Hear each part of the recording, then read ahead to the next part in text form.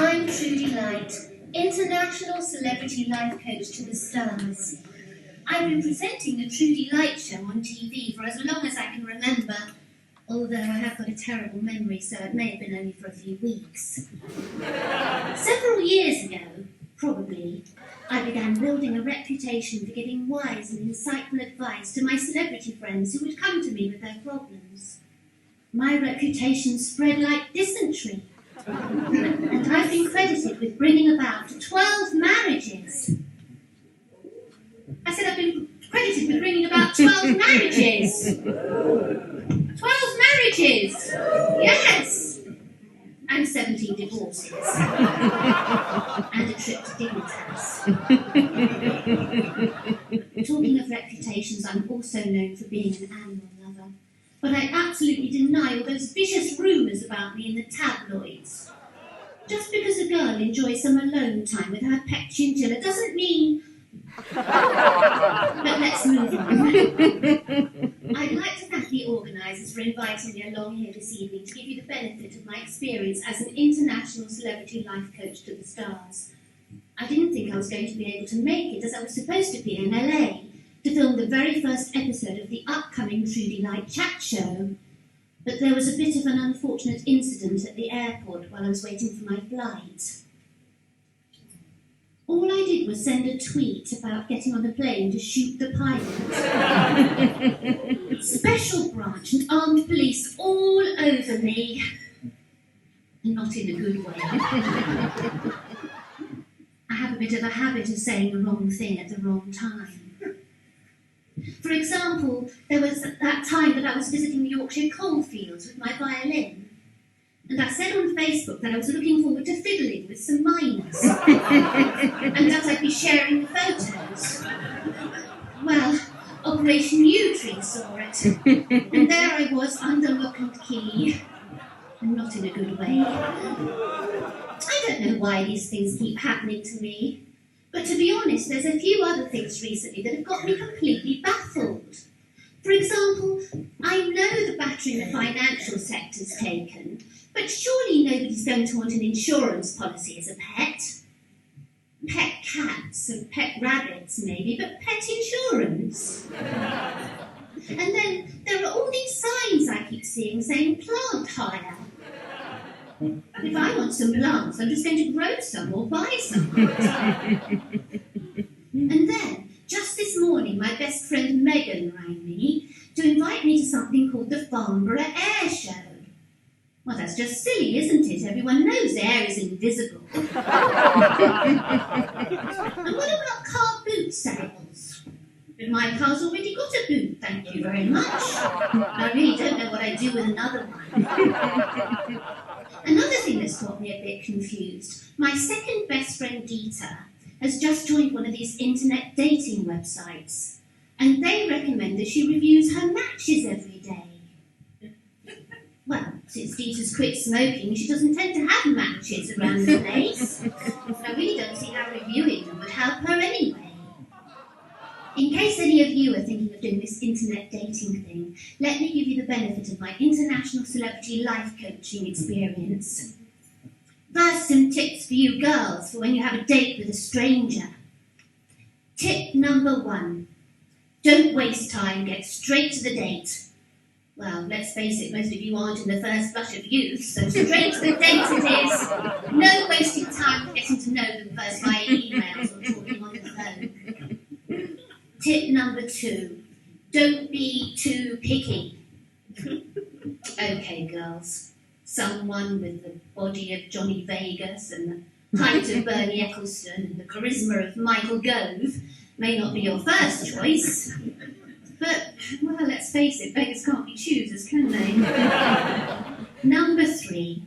Once you've fixed up a date, make sure you arrange to meet somewhere very secluded, isolated even. A quiet corner of a forest on Dartmoor would be perfect. Well, you want your date to be focused on you, don't you? Not all the good-looking girls that are going to be around if you met in a bar. Number 4.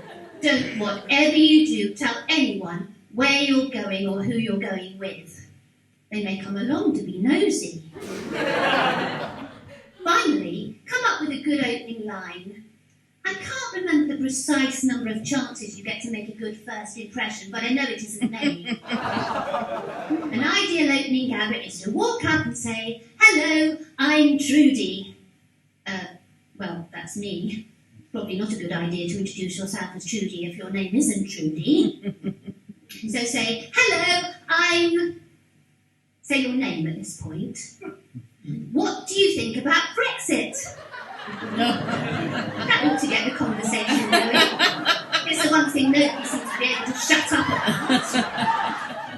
Once the Brexit rant has run its course, your date will like nothing more than hearing all about your ex and why you split up. So walk straight in and be as bitter as you like. I guarantee you this will make your first date an absolute success. Now some tips for you boys. Pay attention now, boys. This is solid gold, foolproof. If you follow my advice, you'll soon find true love. Or at least your next shag. I'm going to share my top tips for getting that girl to fall for you, but you must promise me you'll keep this to yourself. Promise me you'll keep this to yourself. This is powerful stuff and it could be dangerous in the wrong hands. My top 3 tips are the 3 S's: smell, smiling, and smoothness. Let's start with smell. A girl just loves a guy who smells good. She loves to get lost in a saucy little aroma, and then every time she smells that sexy fragrance, she starts getting all sorts of naughty thoughts. Isn't that right, girls? But I don't mean just any old smell. Oh no. You've got to put some effort into wooing your woman.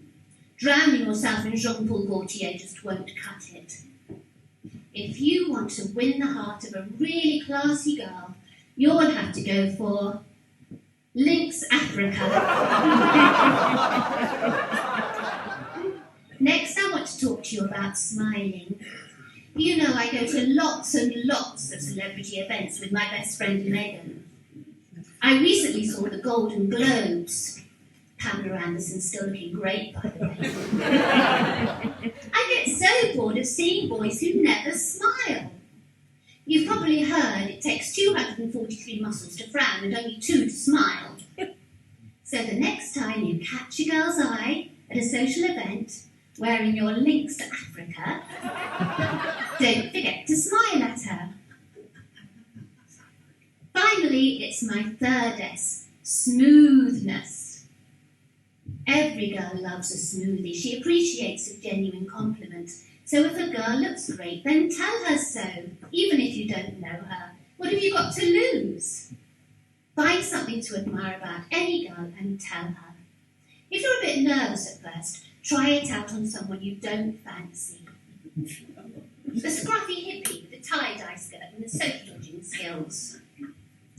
The spotty checkout girl at the supermarket in the polyester uniform.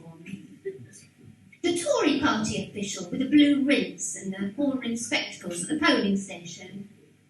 Then move on to someone you do fancy. Just be honest and say, lovely hair, nice shoes, interesting squint. But don't be creepy. Pay a genuine compliment and you'll get a positive response. Suck it and see, as my ex always used to say. Now let's move on. How can you tell if your date might turn out to be the one? Well, I can reveal exclusively to you here this evening there are 2 ways to go about identifying your ideal partner. The first approach is to make sure that you and your potential soulmate have absolutely nothing in common. That worked for Meghan and Harry, for example. There's also a lot to be said for taking it one step further and going off-species. I'll have to leave that there. My probation officer is in the audience tonight. Hello, Stan! The second approach to successful dating is sharing things. And I don't mean chlamydia or pubic lice. Though they can be fun, of course. No, I mean you should find someone with whom you have interests in common. Or, to put it another way, common interests. The internet dating websites these days use terrifically sophisticated software to match people on all kinds of different criteria. Without getting bogged down in the science, they're called algorithms. They're like ordinary rhythms, but these ones were invented by Al Gore. The inconvenient truth is that they meet with mixed success. I mean, that Nigel Farage chap ending up with a German wife goes to show they're not exactly foolproof. Roy Chubby Brown was matched with a good joke, but he didn't recognise it and the moment passed. Piers Morgan was matched with Jacob Rees-Mogg, but sent him back because he was too smart even for Piers. Nicolas Cage was matched with a plank of timber, but returned it complaining it wasn't wooden enough for him. But to be fair, they chopped it in half and successfully matched it with Donald Trump. They'd made two short planks, you see. FIFA used one of his websites to find a date for the 2022 World Cup. It ended up being matched with Qatar, which just goes to prove my point, not exactly foolproof. Now, I can see that some of you have come here this evening with a partner and are clearly in a relationship already. Now, I don't want all you couples to think I'm ignoring you with all this talk about dating. My celebrity clients all over the world and elsewhere just as often ask for my advice on how to end a relationship. Well, it has to be said, there's no kind way to dump someone. But there is really nothing worse than staying in a bad relationship. Do you remember that Paul Simon song in which he sang there are 50 ways to leave your lover? Remember it? But he only gave us 5, didn't he? And if your name isn't Jack, Stan, Roy, Gus or Lee, then you're stuffed. So here are my top tips for ending a bad relationship, which will work no matter what your name is. The first alternative, make them dump you. Be dull. Buy a rucksack. Talk about becoming a teaching assistant. Invite your partner on a camping holiday in the Ivy Bridge. Or try being inattentive. Lock yourself in the bathroom for hours on end with only your pet gerbil for company. And... Oh, where was I? Oh, yes. Make them dump you. Casual insults, they always do the trick. Tell them they're looking older, fatter, balder. Before you know it, you'll be rid of them. Now, I got the idea for my second suggestion from my best friend Megan. You stop communicating altogether. She's so playful, sometimes she practices on me. Months on end. If you'd rather avoid an awkward scene and all those lengthy explanations, then just don't answer their calls. Ignore their texts, and if they bombard you with whiny messages, write a formal letter threatening with a restraining order. Finally, the third alternative, dumping by text. Just something curt and final. Feel free to blame yourself. You can even use that good old get out. It's not you, it's me. But beware the text back from your angry and spurned lover.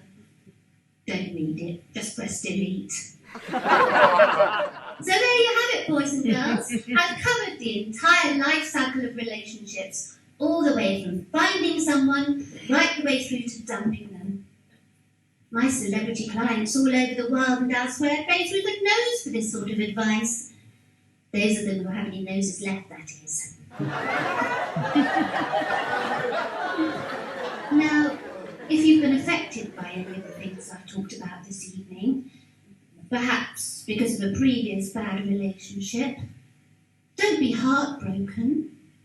Just remember there are plenty more fish in the sea. Fish who could turn out to be your new partner. And other fish who could be your next fish. Actually, it's got nothing at all to do with fish. I don't know why I started talking about fish. But I'm going to have to go now, boys and girls, as I've just had a signal that my helicopter's arrived to whisk me off to London. I'm going to an international celebrity life coaching Christmas workshop tomorrow morning with Mariella.